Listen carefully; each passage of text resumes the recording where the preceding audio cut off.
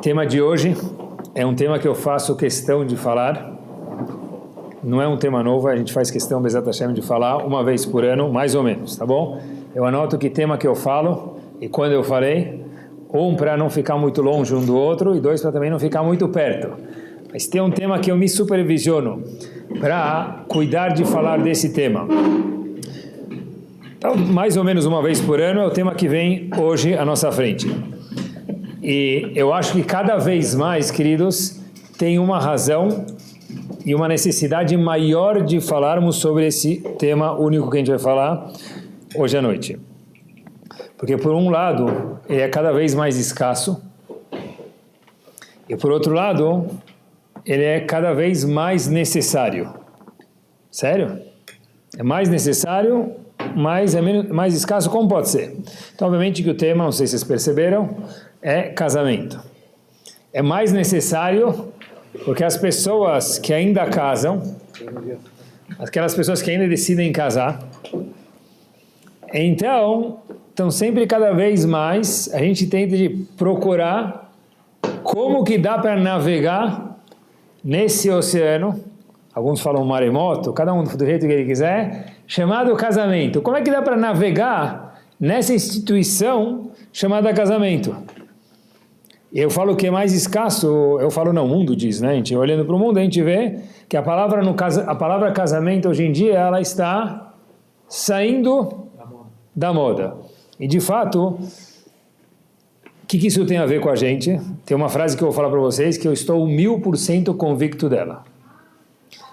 Tudo que acontece ao nosso redor, tudo, sem exceção, a gente vive isso e a gente é afetado por isso. Ah, mas a gente tem uma comunidade. Mas não interessa, nós somos seres humanos e todo ser humano é afetado por onde ele vive. Obviamente, inclusive todos nós, sem exceção nenhuma. Então a gente acaba sendo afetado e o mundo projeta uma imagem, que nós vemos isso, porque para que casar?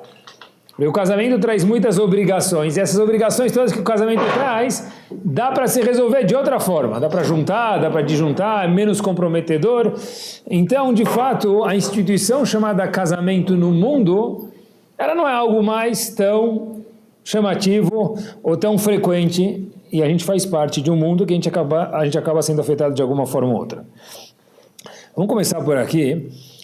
Não sei se vocês imaginariam que o Reta Egel tem a ver com casamento, eu não sei o que vocês estão imaginando que seja a relação por enquanto, mas olhem que espetacular.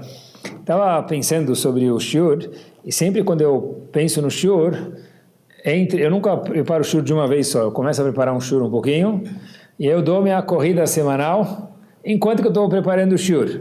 E quando eu estou no meio da corrida, me aparecem um monte de ideias, e é onde que eu vou anotando na minha cabeça, eu falo no gravadorzinho algumas ideias para mim poder me nortear durante o shiur. Então, pessoal, olhem que espetacular. Todo mundo já ouviu falar em Parashat Ki Tisa, Reta Egel, o pecado do bezerro de ouro. O povo Yehudi saiu recém do Egito, viram Hashem e acabaram caindo de alguma forma e fazendo algum tipo de idolatria. E tem muitos detalhes sobre isso, mas a gente chama de Reta Egel, o pecado do bezerro de ouro. Está escrito no Midrash que qual foi a consequência do Reta Egel. O Reta Egel, diferente de outros pecados, eu costumo dizer que daí saiu o conceito de parcelamento. Porque está escrito no Midrash que depois que fizeram o Reta Egel, Hashem falou, não vai ter nenhuma ocasião desagradável que vai acontecer com o povo nas próximas gerações, que não vai ter um pouco do custo do pecado do bezerro de ouro. Quer dizer, o Reta Egel não dava para ser pago cash, à vista, o custo. Então Hashem falou, vou ter que parcelar isso, sem juros obviamente, mas Hashem falou, vou parcelar o Reta Egel em muitas parcelas, porque o custo dele é muito grande, da repercussão que o Reta Egel deixou. Fiquei pensando comigo mesmo, qual é o custo, pessoal, que o Reta Egel deixou para a gente no século 21? O que sobrou do Reta Egel no século 21? O que a gente lê e o que a gente aprende disso, nós, habitantes do século 21? Está escrito na Torá, referente ao Reta Egel, algo espetacular. Vayasu Egel Maserá. Quando o povo fez o bezerro, Está escrito que eles fizeram um egel, que é o bezerro, maserá. O que quer dizer a palavra maserá, pessoal?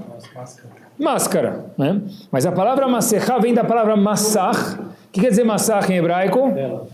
Alguma separação, que separa de um lado para o outro. No caso, simples demais, o egel, o bezerro, separava entre eles e Hashem. Como assim? Claro, o povo falou, a gente sabe que Deus existe. Porque a gente acabou de sair do Egito, não tem agora idolatria. Óbvio que não, a gente sabe que Deus existe. Então por que nós fizemos o Reta Egel? A resposta é, porque a gente não quer Hashem 220 volts na nossa frente. É muita tensão, é muita santidade. Eu não estou pronto para ter tanta santidade.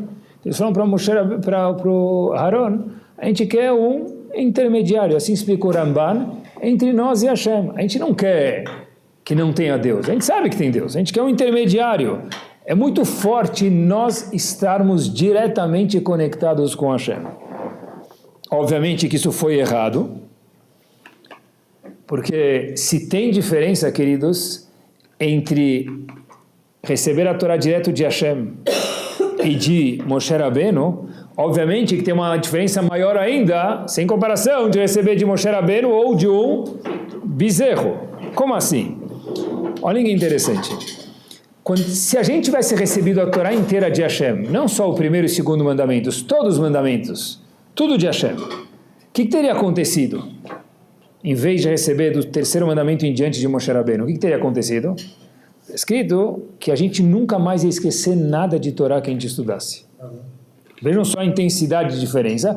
Se a gente tivesse recebido a Torá com 300 mil volts de santidade, de Kedushá, de Hashem, a gente nunca mais teria esquecido nada que a gente estudou. A gente mal lembra o que a gente almoçou hoje, né? Tá bom? Agora, quando eles receberam de Moshe Rabbeinu, que era o maior dos homens que já existiu e já existirá, mas era um homem, era um ser humano. Aí houve, na Torá transmitida por Moshe Rabbeinu, algo chamado esquecimento. Agora, vamos comparar agora, um passo para frente.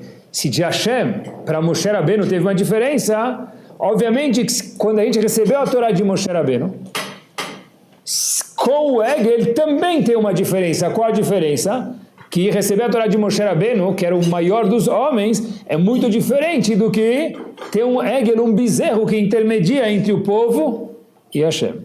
Mas o povo falou, nós queremos Egel Masechá. Massach é uma divisória, Massach quer dizer divisória, daí vem a palavra Masechá.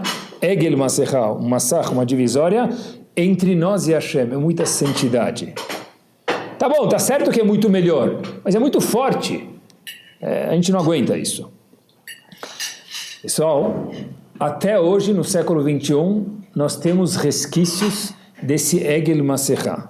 Sério? Aonde?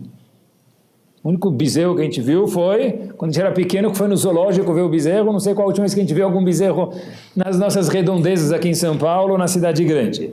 Mas ainda assim tem, por isso que a gente vive, a gente lê isso todos os anos no Sefer Torah e lembra o Reta Egel. Para cada prazer, tem o emet do prazer, a verdade, e tem do outro lado do massach, da cortina, o prazer falso da mesma categoria. Repito, para cada prazer tem o prazer verdadeiro, de um lado da cortina, da mechitzá, e do outro lado do massach da cortina, tem o mesmo prazer, só que o prazer fake, falso. Simples. Pensei em alguns exemplos, só para ficar um pouco mais palpável para a gente. Se eu quero ter amizade, como eu posso conseguir amizade? Através de um amigo. Eu vou investir em um amigo.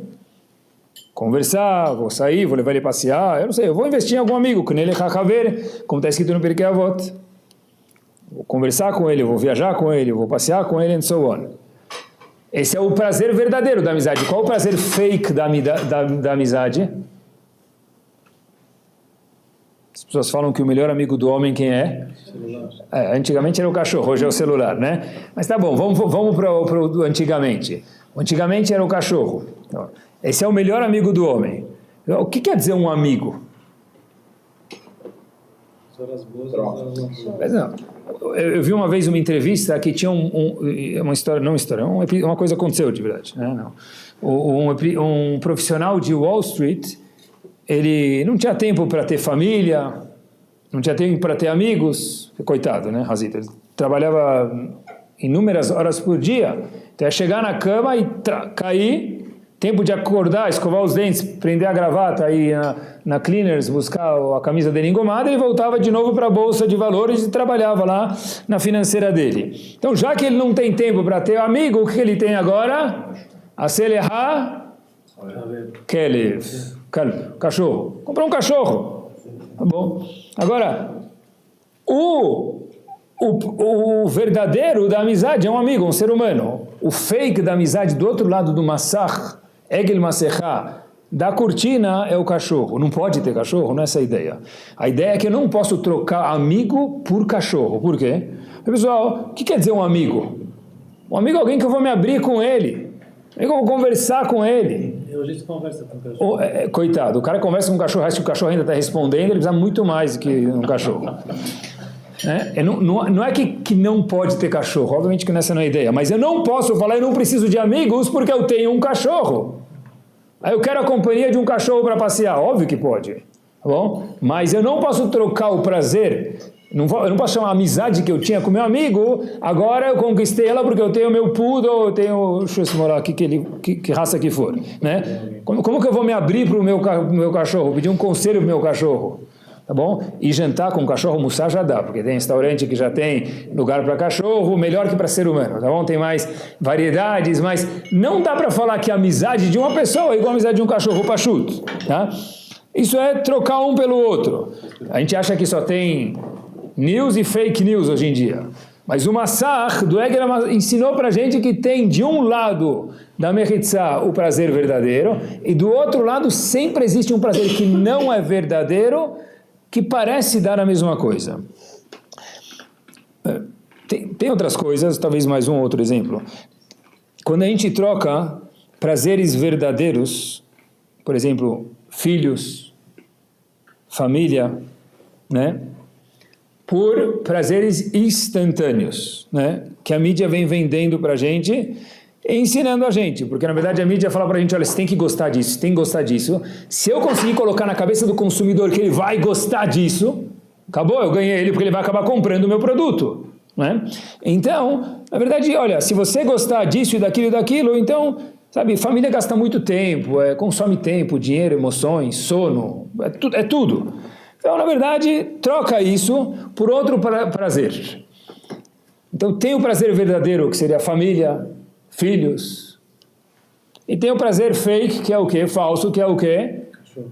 Outras coisas que a pessoa pode procurar, prazeres instantâneos que consomem menos, mas não é o mesmo prazer. Esse é o prazer do outro lado da mechitzá, da divisória. E agora, já que o assunto é casamento, óbvio que a mesma coisa verdadeira, talvez, eu fiquei pensando para o casamento. Porque existe uma diferença grande entre casar e a pessoa falar, eu não, sei lá, posso juntar. Vamos ser práticos, vai. Juntar é muito mais fácil, não é? O que junta? Quando a pessoa cola alguma coisa com super bonder, o que ele faz? Ele cola. Para descolar depois, já colou super bonder no dedo de alguém? Lava com sabão, passa esponja de aço, não sai. Demora dias para sair. Agora, se você colocar uma cola qualquer, mal passa na água lá, não precisa nem passar nenhum produto, sai. Então é muito mais fácil, em vez de casar, juntar. Casamento é super bonder, né? Pelo menos devia ser. E o resto que não é casamento, junta, de verdade é mais prático, tá certo? Mas tem dois lados, queridos, da mechitzá. Um lado da mechitzá é o prazer verdadeiro e outro lado da mechitzá é o prazer fake. E na verdade, já que a gente procura, e assim é a comodidade do século XXI onde a gente vive, a gente faz parte disso, a gente faz parte dessa realidade, então a gente fala, olha, para que casar, né? De verdade é que eu me espanto porque que as pessoas casam. A gente acaba casando porque está na moda. Eu caso, tu casa, eles casam. Mas em algum momento, vocês vão falar para que casar. E o que a Torá tem a dizer sobre isso? quem está pensando sobre isso agora já foi tarde demais, tá bom? Já casou, Baruch Hashem, mas eu costumo dizer que se a gente for olhar, queridos, porque a gente assina na Ketuvá, ninguém nunca casaria. A sorte que todo mundo tem é que quando a pessoa assina a Ketuvá, ele acha que ele está assinando lá está dando autógrafo para o rabino no dia do casamento, ele é noivo, tá tudo importante, o cara é noivo, então ele assina, é noivo, não assina por quê? Sei lá, ele assina, ele não está assinando, não está dando autógrafo para o rabino. O que ele está assinando lá? Um contrato de casamento, que ele tem algumas obrigações para ela. Mal ele sabe o que é, ele vai descobrir com o tempo, obviamente, o noivo, mas, né? Casa para ela, tudo de bom. É muito mais do que a gente imagina, graças a Deus, né? Mas tem obrigações que tem. Agora, olha que interessante, então para que casar? Eu pensei bastante antes de falar isso, eu não quero ser assim, como falar, não otimista, ser pessimista, mas pessoal, presta atenção comigo. Tudo que dá para fazer casado, dá para fazer sem casar hoje em dia. Talvez tenha a parte física. Mas fora a parte física, me permitam aqui a expressividade aqui, tudo você faz por mensagem hoje. O que ele precisa? Com SMS, ou com WhatsApp, o que mais ele precisa? Para que ele precisa da instituição chamada casamento? Sem contar das vantagens, que for tudo por WhatsApp e SMS, da tranquilidade que o homem vai falar que eu tenho e a mulher vai falar que ela tem. Então, por que casar? Espero que eu consiga responder a pergunta até daqui a pouco, hein, pessoal?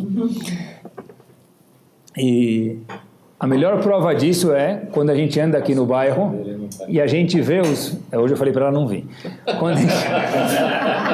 As outras virem, mas a tua não. É verdade. Vou trazer as esposas. Quando... A maior prova da tranquilidade que a gente vê nos homens, mas seria a mesma coisa nas mulheres, é que eu vejo mais nos homens, é quando é época de férias, e aí o casal viajou para fora, para algum lugar para passear, e ainda tem mais 2 semanas de férias. Aí você vê o homem todo sorrindo, andando devagar, passeando de Havaiana na rua. O que aconteceu? Falei, eu estou de férias. O que aconteceu? Minha esposa está na minha casa de fim de semana, eu estou aqui... On the rocks, nunca tive tanto tempo, dormi bem, acordei bem. É um sorriso assim, parece que está dormindo embaixo do ensolarado, né? Pelo menos quando a esposa ligar, ele tem que falar, estou sentindo falta, não sei o que lá, né? Mas a gente, de fato, é outra vida. Então a pergunta é, por que casar mesmo? Qual é outra opção? Qual é a outra opção? Vamos chegar lá. Qual é a outra opção, pessoal? O cara casou, a mulher casou. Tá bom? Eu vou falar do lado do homem, porque eu estou do lado do homem. Seria a mesma coisa para o lado da mulher, nada pessoal. Não estou puxando a sardinha para nenhum lado. Ele já casou, ele chega em casa às 11h30, trabalhou, 11h30 da noite, está cansado. Aí ele está pronto para dormir. Agora ela quer contar do vestido novo que ela viu, que ela está na dúvida se é mais bonito laranja ou amarelo. E para o marido faz muita diferença se é laranja, ou amarelo, ou bege, ou creme, ou vanila, ou shaharila, né? Sem falar dos sapatos. E aí de repente você percebeu que eu emagreci, e se você não perceber, você vai rezar nets amanhã, não é? Vai acordar antes do galo cantar, né? E aí o marido fica escutando até 1h, e aí de repente ele escuta aquela frase imortal: você não está nem escutando o que eu estou falando. Razito, ele ficou das 11h30, 1h escutando, e ainda fala, você nem escutou o que eu estou falando. Vou exagerar, então. Para vocês não acharem que isso é coisa peculiar. Eles até contam que uma vez tinha um marido que ele chegou em casa e falou, hoje eu vou descansar um pouquinho. Aí abre a porta da casa, tá bom? Tudo que eu estou falando do marido podia ser da mulher, tá bom? Mas aqui... O marido chega, abre a porta de casa, ele vê que a senhora dele chegou, a mademoiselle chegou em casa, aí ele está lá com o pé assim no sofazinho dele, dando descansada, aí ele fala assim, vai começar. Aí a esposa vai para o quarto, tudo, volta, fala oi para ele, e ele fala, vai começar. Ela passa de novo, vai na cozinha pegar um copo d'água, tal, passa lá na frente do marido e fala, vai começar. Ela fala assim, vai começar o quê? Aí o marido fala, pronto, já começou. Então, pessoal, presta atenção, o lado do massar da Mechitzá, meus queridos, é o que eu mostrei para vocês aí. É tudo cansa, é melhor juntar, né? É muito comprometimento, né? Mas esse é o prazer falso, que eu enganei vocês, tá bom? Espero desenganar agora, que tem esse prazer, né? Eu estou vazio, eu estou livre, eu estou disponível, como for a palavra correta, eu estou dibi, né? Estou sussa. Mas tem o conceito chamado casamento, ou que sinônimo dele é chamado família, ou sinônimo dele é chamado casa, bait, né? Ou continuidade, são tudo isso sinônimos. No momento que um marido casa com uma esposa e uma esposa casa com o marido, eu sempre costumo dizer, eu dou aula para algumas pessoas que são noivas, falo, meu amigo, no dia que você casar com sua esposa, você saiu de você e você para senhor e senhora, um upgrade. Você saiu de pessoa física para pessoa jurídica, você tem uma casa agora, você virou uma entidade dentro de Bnei Israel, você faz parte de um povo agora, você faz parte de uma continuidade. Ter uma relação assim, sem comprometimento nenhum com alguém, esse é o prazer fake. O prazer verdadeiro é alguém que lembra isso, e a Torá, quanto que ela preza isso, a entidade chamada casamento. Cada casal que casa hoje em dia é milagroso. Ainda mais se dura, né? Você fala, bodas de prata, bodas de ouro, bodas de não sei o que lá. É de verdade, é algo magnífico hoje. Mas a gente tem que saber que, de acordo com a Torá, o prazer verdadeiro referente a esse conceito, chamado relação entre homem e mulher, só tem um, que é chamado, pessoal, casamento. A opinião da Torá Kedoshá é que um homem, quando a Torá se refere a Adam Arishon, a Gemara aponta isso sobre o Humash, está escrito, Vaikra et Shemam Adam, o nome deles é homem. Então a Torá fala, Habibi, cadê a concordância aqui verbal? O nome deles, plural, é homem. O nome deles é homem e mulher, ou o nome dele é homem. Como que a Torá diz o nome deles, plural, é homem? Daqui diz a Gemara para a gente, o Talmud fala para a gente que um homem não é chamado homem até que ele case, porque o nome deles, ele com ela, é chamado homem. Antes do homem casar, ele não é chamado homem. O que ele é? É um jovem, alguma coisa que está andando por aí até chegar no estágio de amadurecimento de ser um homem. O homem, o Adam, a pessoa, de acordo com a Torá, só é chamado pessoa quando ela casa. Quer dizer, esse é o prazer emet, esse não é o fake. Não é à toa que quando a gente fala de Shalom Bait, se não tem um bait, não tem Shalom Bait. Shalom Bait é ter paz numa casa onde tem um casamento. Não é à toa, só estou mostrando para vocês quanto que a Torá é importante, o conceito chamado casamento. Não é à toa, meus queridos, que está escrito que a Shekhinah, a divindade, ela paira numa casa que tem Shalom Bait.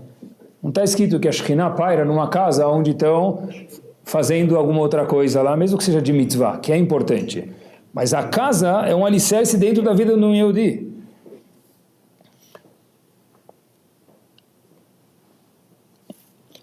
O Midrash conta, para a gente ver o que é o casamento e por que tem essas dificuldades, né? O que é óbvio, né? Entre homem e mulher, para se acostumar, conseguir se relacionar junto. Mas, olha interessante, o Midrash conta, a gente já escutou esse Midrash, mas queria mostrar para vocês, na linguagem do Midrash, uma coisa interessante. O Midrash Rabbah conta para a gente, em Bereshit, o seguinte: uma senhora muito nobre em Roma, assim diz o Midrash, chegou para Rabi Yossi ben Halavta e falou para ele, quantos dias Hashem criou o mundo? Rabi Yossi ben Halavta falou para ela, 6 dias Hashem criou o mundo. Na verdade, mais um que ele descansou, ele criou o conceito chamado descanso, um total de 7 dias. Aí falou, tá bom, 7 dias, mas de lá para cá passaram-se alguns anos, e aí Hashem se aposentou? Como é que funciona? O que ele faz de lá para cá? Então, diz o Midrash famoso que ele falou, olha, de lá para cá Hashem tem uma ocupação não menor do que criar o mundo. Falou, como assim? O que ele faz? Me conta. Então, fora que Hashem mantém o mundo, obviamente, Hashem supervisiona tudo, mas Hashem está fazendo o shidduchim das pessoas acontecerem. Tá bom? Ok? Aí falou, mas não precisa de Deus para fazer shidduchim? Eu consigo fazer isso, disse a senhora nobre. Falou, como assim? Ela falou, pode deixar comigo. Então ela tinha muitos escravos e escravas, essa senhora, e falou lá, pegou, falou, número 3, número 5, número 7, número 8, começou a fazer lá um basra, lá um simantov, mazaltov aí, de um monte de noivo com noivas, o escravo com escrava dela. No dia seguinte, pessoal, essa é a linguagem, eu pensava que sempre era um exagero, eu fui procurar dentro do Midrash, essa é a linguagem do Midrash. No dia seguinte, o que acontece? Um escravo chega lá para ela cantando a música samba, Lelê tá doente, tá com a cabeça quebrada. O que aconteceu? Chegou o escravo com a cabeça quebrada, diz o Midrash. Outro dia veio outro escravo sem olho. Outro dia, não sei porque não fala das escravas, desculpem. Veio outro escravo com a mão quebrada. Eu pensava que era exagero, o Midrash fala assim. Aí, olhem o que essa mulher falou. Essa mulher famosa em Roma falou para Yosef ben Halavta, Leit Eloah que Elohachon. Não tem ninguém que Eloqueno. Não tem ninguém como teu Deus. Por quê? Por que não tem ninguém como teu Deus? Porque, de fato, para manter essa instituição chamada casamento, precisa ter Hashem lá dentro. Porque se não tem Hashem, está aqui um com a cabeça quebrada, outro com a mão quebrada.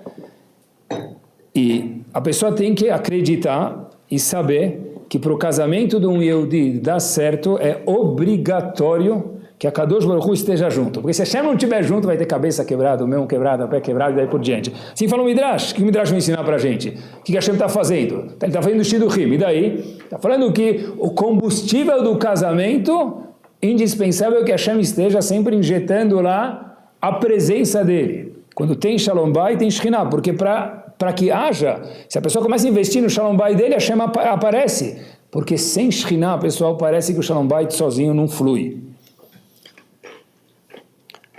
Agora, como que a gente casa Lemase?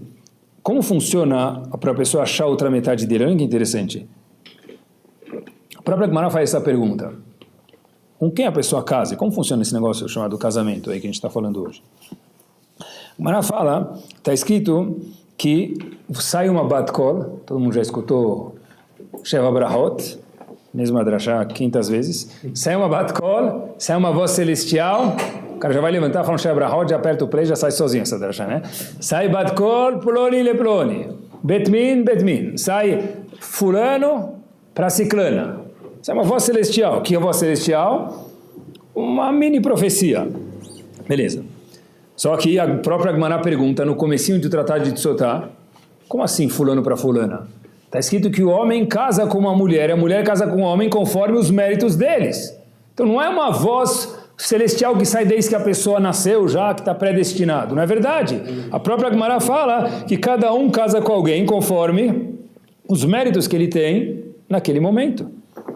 Então a Gemara ficou um pouco assustada, é um ou é outro? É uma voz celestial que sai quando a pessoa nasce ou depois? Então a Gemara traz uma resposta primeira. A Gemara fala o seguinte, olha, depende. Existe um bat kol que sai, mas também existe um macê. Quer dizer, o bat kol sai quando a pessoa nasceu. Se a pessoa tiver um macê, fizer um ato e ele melhorar, então ele pode ganhar um upgrade dele, ou provavelmente o contrário, na mulher ou no marido consecutivamente que a pessoa vai casar. Então, de novo, tem um bat kol inicial que sai uma voz celestial com quem cada um vai casar, mas, tá bom. A Gemara lá em Sotá fala uma coisa interessantíssima também. A Gemara fala o seguinte, que o primeiro casamento que a pessoa faz é um bat kol, é uma voz celestial. O segundo casamento vai conforme os méritos da pessoa. Então olha que interessante. Quando a gente fala, os méritos da pessoa, quando a gente fala que o casamento da pessoa, casar uma pessoa é igual Kriyat Yamsuf, que a gente já escutou no Sheva Brachot 1000 vezes, é igual abrir um mar, diz a Gemara, isso só é verdade no segundo casamento. O segundo casamento não é o original da pessoa. Então o segundo casamento, isso é igual abrir o Yamsuf. Para ele querer casar com ela, casar com ele, e ela tif. É igual Yam Suf. Agora, o primeiro casamento é igual, é uma bat kol que sai. Tá bom. Então, de novo, depende se é o primeiro casamento ou o segundo. O primeiro casamento é um bat kol. O segundo casamento, aí tem que criar Yam Suf, vai de acordo com o macê da pessoa. Bom, e aí tem outra resposta que a gente falou, que o normal da pessoa, o parve da pessoa é a bat kol. Mas se a pessoa crescer na vida e ele mudar durante a vida dele, quando ele nasceu, na fraldinha lá, já avisaram vai casar com tal pessoa. Se você é homem ou você é mulher, nós trabalharmos para crescer, então merece mais, vai achar uma mulher e um marido melhor ainda. Mesmo no primeiro shidduch, de acordo com essa resposta. Então, de novo, a pessoa nasce, já tem um bat kol. Em contrapartida, vai de acordo com os maasim, com os atos da pessoa. Então, uma resposta é que depende se é o primeiro casamento ou o segundo. O primeiro casamento vai de acordo com o que foi decretado quando a pessoa nascer. O segundo vai de acordo com os atos da pessoa. E esse segundo é igual Kriyat Yam Suf, igual abrir o mar. Uma segunda resposta, só deixa eu resumir um segundo. A segunda resposta é que o normal da pessoa, o parve, a pessoa nasceu, sou, fui, serei, não mudei, continuo sendo o que eu já nasci. Então já tem o bat kol que sai a voz celestial. Mas se a pessoa crescer, ele for para first class, ele vai achar uma parceira que senta na first class com ele, uma mulher que não necessariamente era aquela voz celestial que saiu original de antes. Então, cada um casa com quem ele foi predestinado? Talvez não. Porque se o cara subiu, agora o predestinado dele mudou, ele vai casar com outra mulher conforme o naipe onde ele se encontra agora. Tá bom? Olhem que interessante, pessoal. A Gemara até fala, olhem que espetacular. A Gemara até fala, será que pode casar em Chol HaMoed, noivar em Chol HaMoed, melhor dizendo? A Gemara fala que na verdade não pode. Por quê? Porque não pode em Me'arevim Simcha Besimcha. Quando o cara está noivo, alegria, né?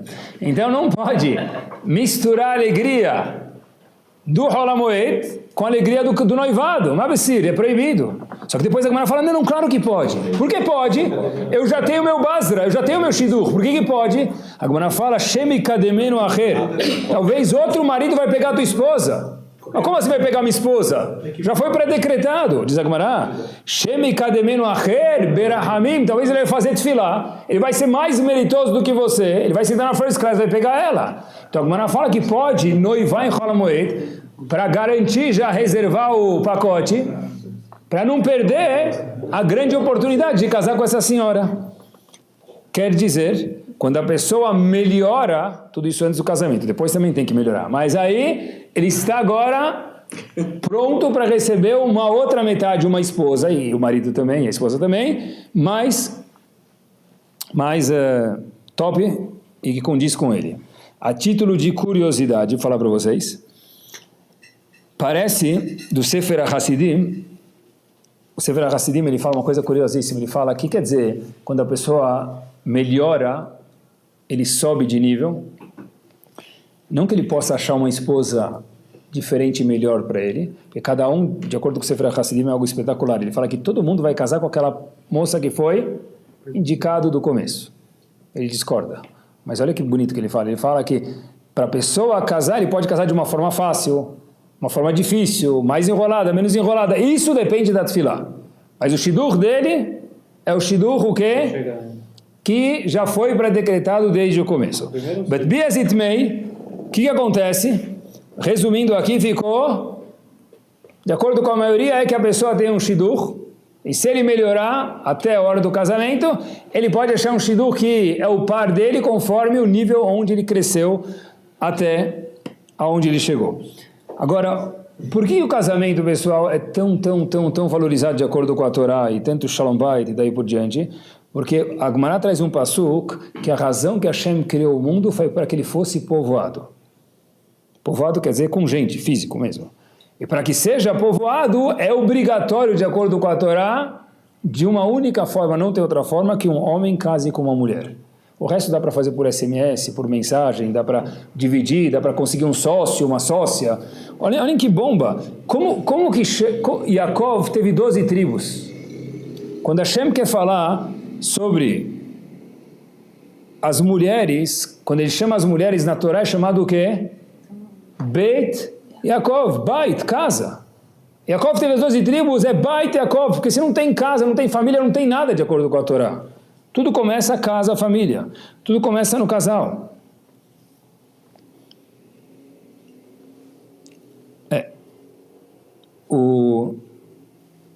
Mas talvez o casamento, a gente tem que acreditar mesmo que é uma instituição muito, muito importante. E mesmo que no mundo está em extinção e a gente é influenciado pelo mundo, os nossos valores têm que ser completamente diferentes. Antigamente, quando alguém casava, a pessoa falava, no mundo, os declaros marido e mulher. O que o marido falava para a mulher falava para o marido? Eu vou te amar para sempre. Hoje acho que não fala mais na roupa, eu vou te amar para sempre. Se fala em off lá na gravação lá do filme. Mas pessoal, olha que interessante. Eu vou te amar para sempre. Fiquei pensando comigo mesmo. Isso aqui tinha que ser uma promessa, não é? Quando eu falo, eu vou te amar, eu vou pagar minha conta, eu vou honrar meus compromissos, eu vou te buscar, eu vou pintar, eu vou levar, eu vou trazer, eu vou entregar a mercadoria. Tem que ser um compromisso meu. Então, eu vou te amar para sempre. Tinha que ser uma promessa. Virou uma frase e agora Hello Kitty. Quer dizer, eu vou te amar para sempre. É tipo uma coisa bonita, né? Então, ficou fofo agora. Né? Quando a gente fala, tentem acompanhar comigo. Quando a pessoa fala para um filho, eu vou te amar para sempre. Às vezes vai colocar o filho para dormir ou a filha para dormir. Fala, eu vou te amar para sempre. Eu te amo, meu querido, para sempre. O que a gente quer dizer com isso? Que não tem troca, Habibi. Pode ser que ele vai ser expulso da escola. Expulso não precisa, é muito radical. Você vai fazer bagunça. Pode ser que ele vai ter um dia que ele vai ser suspenso. Vai ser meu filho de qualquer jeito. No conceito casal, quando o homem casa com a mulher embaixo da roupa, e a gente tem que acreditar isso todos os dias e viver isso, eu sei que cada um volta para casa às vezes, ele fala, puxa vida, talvez aquela mulher, talvez seria melhor para mim. Coisa que a gente vive. Talvez aquela mulher fala, olha, puxa, talvez aquele marido seria melhor para mim, ele é mais calmo, ele é mais legal, ele ganha mais, ou ela é mais bonito, ou ela é mais arrumado, ou ela cuida melhor da casa, dos filhos. O eu vou te amar para sempre é igual que um filho. A gente não fala, eu vou te amar para sempre, pelo menos não deveria falar, né? Vou te amar para sempre, eu espero poder trocar no meio do caminho e achar o do vizinho. Então, num casamento, eu vou te amar para sempre, condição que o homem tem que ser, não tem outro na minha frente. Não tem outra na minha frente. É impossível que existe outra metade que mete melhor comigo. É igual o quebra-cabeça. Eu não consigo, eu não tenho muitas habilidades para montar quebra-cabeça. Quando eu coloco um quebra-cabeça na minha frente, eu coloco uma peça, outra peça, eu já começo a apertar, fala, vai de algum jeito, vai entrar. No casamento não é assim, porque Hashem fez que o casamento seja bat-kol, ou seja lefi amasei, que Hashem encontrou cada peça que encaixa direitinho com a outra metade. Então Hashem está falando assim, igual que um filho, a gente fala, vou te amar para sempre, e a gente de verdade quer dizer isso. Num casamento, Hashem espera que haja algo chamado comprometimento. Tá bom, teve um dia que não estava tão legal, teve um dia que não foi tão bom, teve um dia que eu vi a moça lá cuidando melhor da filha dela, eu falei, talvez minha esposa podia ser assim, talvez meu marido podia ser assado, mas tem que ser igual eu falo para um filho, eu vou te amar para sempre, quer dizer, tem que ter aqui comprometimento no casamento. Às vezes eu costumo dizer isso para os noivos, falo, olha, poxa vida, pode ser que a pessoa vai casar depois de 1, 2 semanas, ele vai ter alguma advergência assim em casa, né?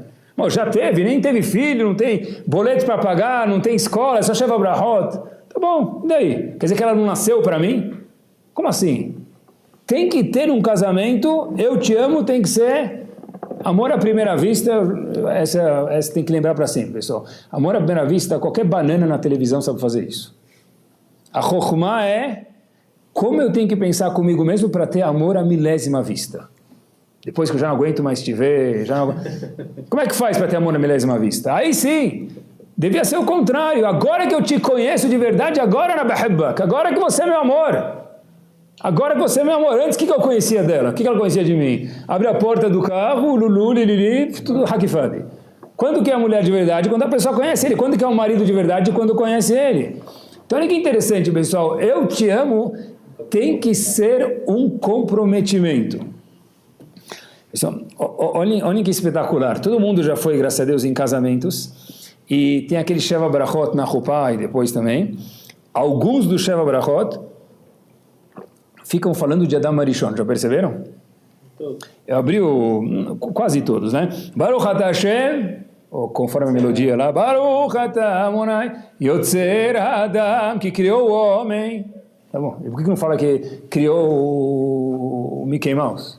O que tem a ver? Criou o homem no meio do casamento. Está certo que Hashem criou o mundo inteiro.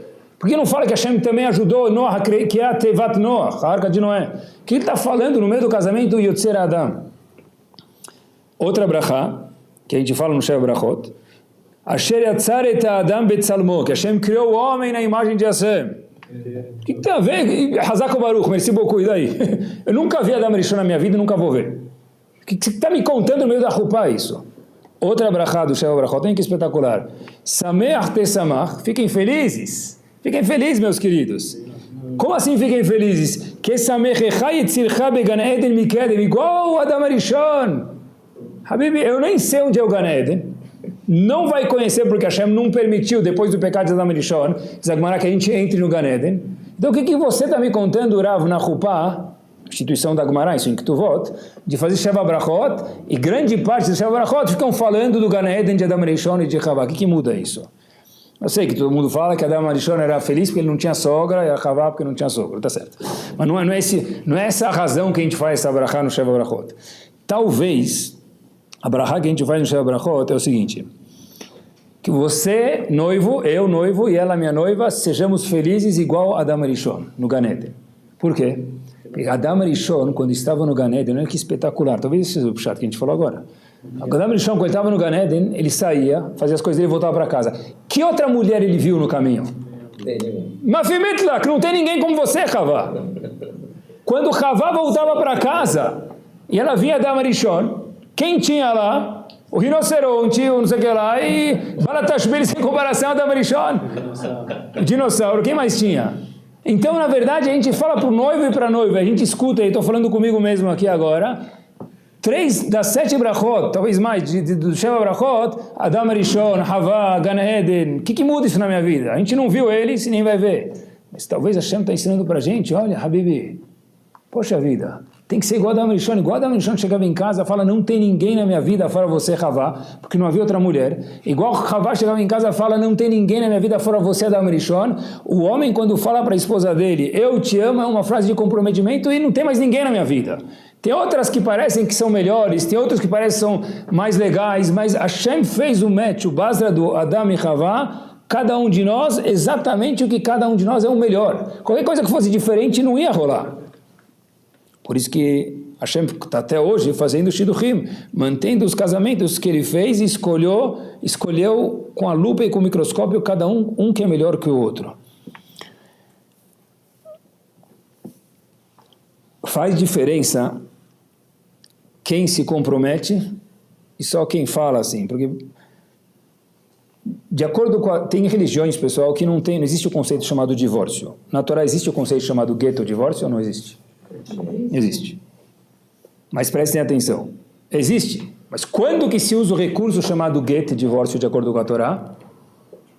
É o último recurso. Agora, não está rolando, acabou, deve ser que não é para mim. Como assim não está rolando, não é para mim? Cadê o comprometimento que eu falei, eu te amo? A Chokhmah, de novo, o pessoal não é amor à primeira vista. É eu me questionar uma vez cada tanto tempo, pelo menos no aniversário do meu casamento.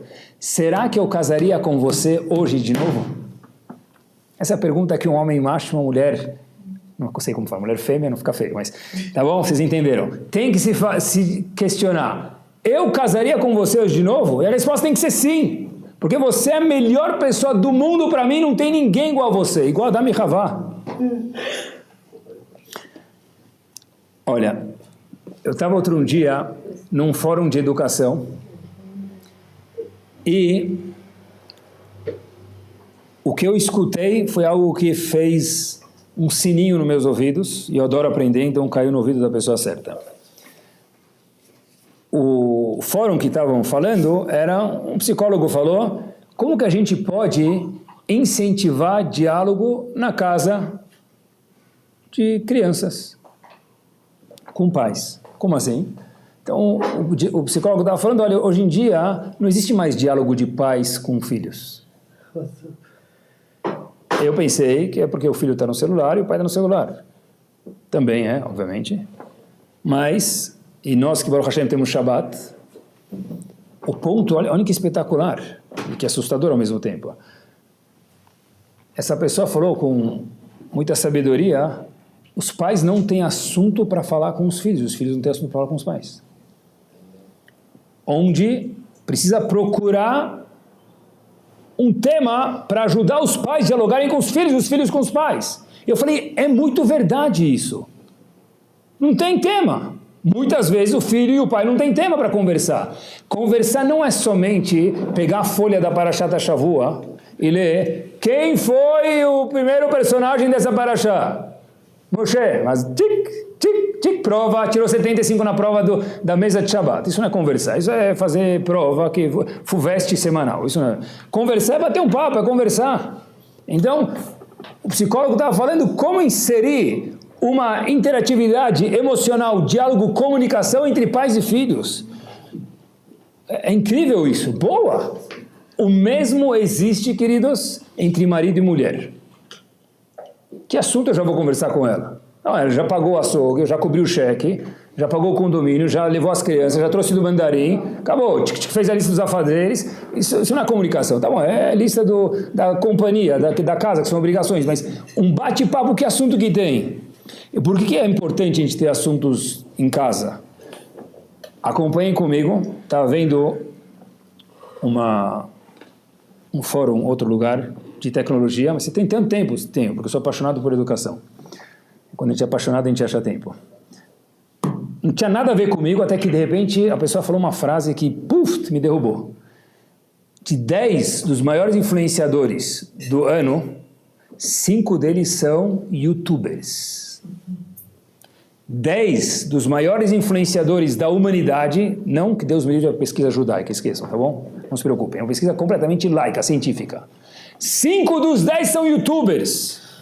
Quer dizer, Shibjanenu, que os caras já têm para ensinar. 5 dos 10, metade dos maiores influenciadores do mundo são youtubers. Então, se eu não tenho nada para dialogar com minha esposa, e nem com meu marido, a gente vai ficar falando, vamos cantar rap na mesa, eu e ela. Pessoal, casamento tem que ter diálogo.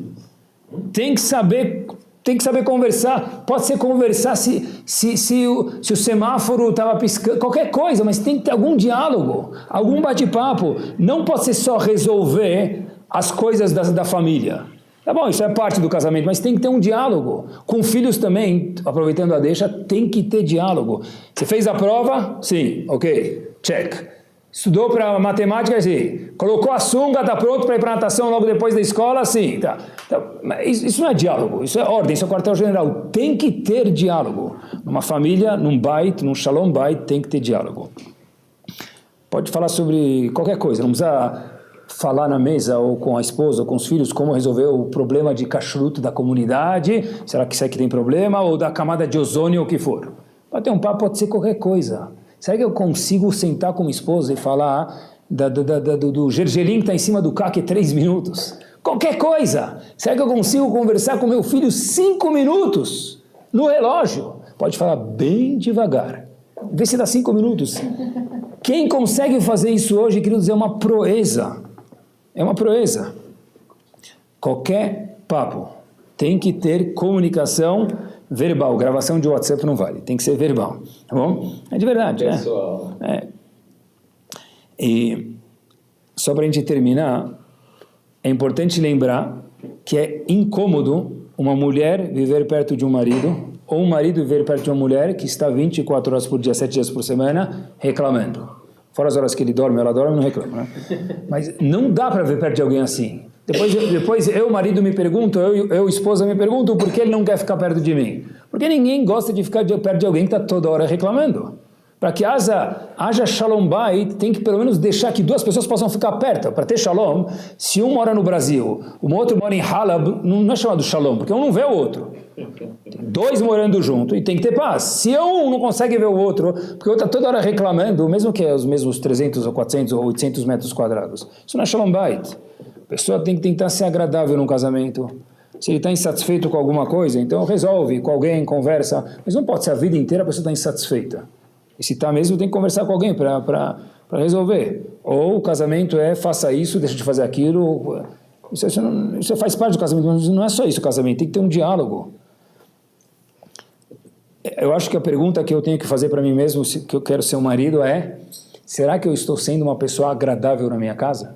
Rovat Levavot fala, marcante isso, que a pessoa precisa procurar ser uma pessoa não pesada, né? A gente fala uma pessoa pesada, chata, vamos chamar no português assim, e que ele procure ser uma pessoa agradável para a família dele.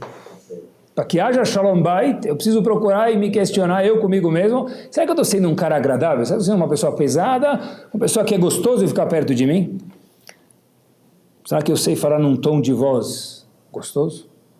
Ou não sei quantos decibéis lá em cima? Será que na minha casa o som é gostoso? Ou quando eu falo, não precisa se preocupar. Se você não escutar, o vídeo de cima e de baixo estão escutando. Né? Será que é um tom doce e agradável? Pessoal, na Torá não tem bala perdida. No mundo pode ser que acham que tem bala perdida. Hashem não deixa nenhuma bala perdida. Eu encontrei um Hidá que eu nunca tinha visto e é espetacular. Olhem que espetacular, pessoal. Quem estava reclamando nunca mais vai reclamar. O Hidá traz Rav Chaim Yosef David Azulay, um grande Mekubal Sfaradi, que ninguém discute da grandeza, na magnitude dele. Diz o Hidá o seguinte: a Talmid Chacham, o Talmid Chacham, quer dizer, mesmo o Talmid Chacham, mesmo sábio, Kefima shemitnahegu im HaKadosh Baruch Hu, igual que ele, homem, se comporta com Hashem, kenishto mitnaheget imo, assim a esposa se comporta com ele. Que se eu for reclamar que minha esposa não está se comportando bem comigo, é porque o quê? Porque eu não estou me comportando bem com Hashem. Diz o Hidá que a esposa se comportando com o marido é reflexo de como o homem se comporta com o Kadosh Baruch Hu. Que espetacular! Interessante. Não é? Daqui para frente ninguém mais vai falar da esposa, porque se falar da esposa está comprometendo ele. Está feliz agora, né? Isso que diz o Hidá, olha que espetacular, David HaMelech falou no Tehilim, En Shalom Be'atzamai. Eu não tenho paz, disse David HaMelech. Como David HaMelech teve no Pasuk, Mipnei Hatati, por causa do meu pecado. Diz o Hidá, é isso que ele quis dizer. Óbvio que David HaMelech era gigante, mas ele está querendo dizer que a causa que eu estou não tranquilo é porque eu não estou me comportando bem com Hashem. Obviamente David HaMelech era um grande tzadik, ele era muito minucioso. Mas o que está querendo falar aqui? Eu não estou tranquilo porque eu não estou me comportando bem com Hashem. No momento que eu me comportar bem com Hashem, e diz o Hidá, a minha esposa, o comportamento dela comigo é meu reflexo de eu com Hashem. Então eu quero saber se eu sou um tzadik, começa a olhar como minha esposa se comporta comigo. E só para a gente terminar, uma dica muito importante, agora é só para os maridos, as esposas não precisam escutar, eu sei que elas vão querer escutar mais agora, mas uma única dica e com isso a gente termina. Tem uma famosa Mishnah em Pirkei Avot, que as pessoas têm medo de ler ela, para um público maior.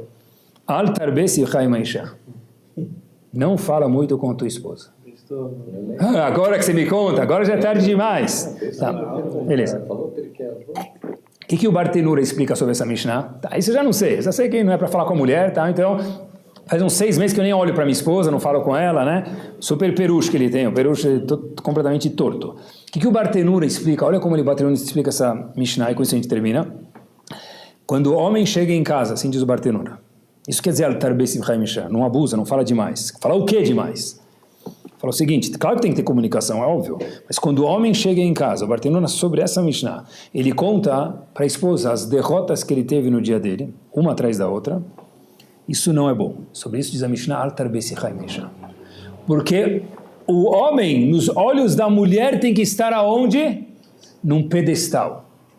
E se o homem, cada dia que ele chega em casa, ele fala para ela, eu sou um loser, eu sou um perdedor, esse me maltratou, esse não me cumprimentou, aquele não me pagou, aquele não me abre a porta, aquele não me chama aliá, aquele não me desce do Cris, aquele não liga o ar-condicionado para mim, o outro não desliga, and so on. Que depois de 1, 10, 20 vezes a mulher escuta, meu marido é como se fala em árabe, shmate, ou em Yiddish, zbale, lixo, não é? Então sobre isso diz o Bartenura, al tarbesi chaim ha'isha. Claro que deve conversar, tem que ter comunicação, mas não fica colocando você, marido, para tua esposa todas as suas falhas, porque a mulher tem uma necessidade de olhar para o marido sem aquele S atrás, mas olhar para ele, uau, esse é o meu super-homem. Só falta a capa para ele. Toda mulher tem que olhar para o marido, ser um Shalom Bait espetacular, esse tem que ser o símbolo de Shalom Bait que a gente tem que tentar fazer desfilar para Hashem. Minha mulher me acha um astro. E eu acho minha esposa minha mulher maravilha. Não tem mais ninguém, é igual Adam e Havá. Cada vez que a gente for num casamento, queridos, escutar o Rav fazendo as brachot, igual Adam Arishon, igual Havá, lembrar, por que igual Adam e Havá? Porque igual que Adam e Havá não tinha mais ninguém no mundo, nós temos que viver com isso e lembrar que numa instituição chamada casamento, de acordo com a Torá, é algo que sem isso não tem continuidade, não tem lar, não tem, para ter Shalom Bait tem que ter Shalom, é importante que haja um casamento, igual que nós falamos para os nossos filhos, eu vou te amar para sempre, e a gente não troca nossos filhos, tem que haver um comprometimento com a nossa esposa. Que Bezat Hashem, a Kadosh Baruch Hu possa pairar nas nossas casas, a gente possa dançar de alegria, e cada vez que a gente chegar em casa, eu falei, uau, eu cheguei no lugar mais gostoso que eu podia estar durante o meu dia.